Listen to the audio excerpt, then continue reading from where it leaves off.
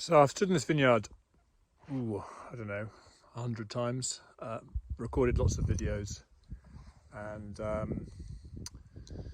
we bought this pretty much 20 years ago, and I'm just talking to you a few days after it's finally been ripped out, which is incredibly sad and very affecting.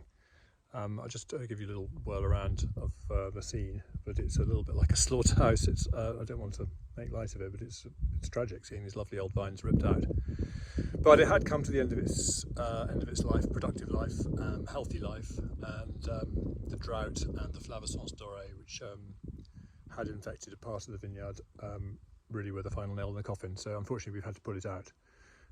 So stretching off behind me is what was a field full of vines, and now is a field with occasional piles of old vines that have been bulldozed into a pile, 5 or 6 piles around the place, which is very, very sad to see.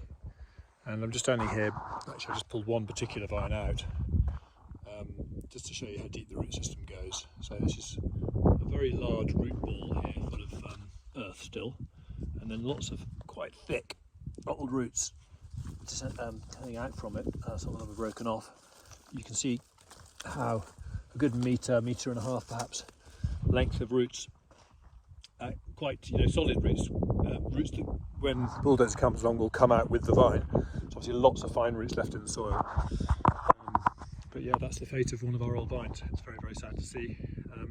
He's going to get put into a big pile and then burnt, possibly for biochar, to be put back in the soil, but I haven't quite worked out how to do that yet. So I'm feeling a bit emotional having looked at this destruction.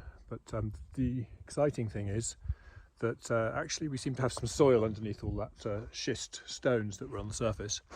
And actually, if we treat this vineyard well and we landscape it a bit, sow some cover crops and let it rest for 3 or 4 years, we should be able to replant and maybe make a fantastic new vineyard in the site of this wonderful old one. Yeah, that's all from me for now. Signing off on the Coume de Roy vineyard in late March 2024.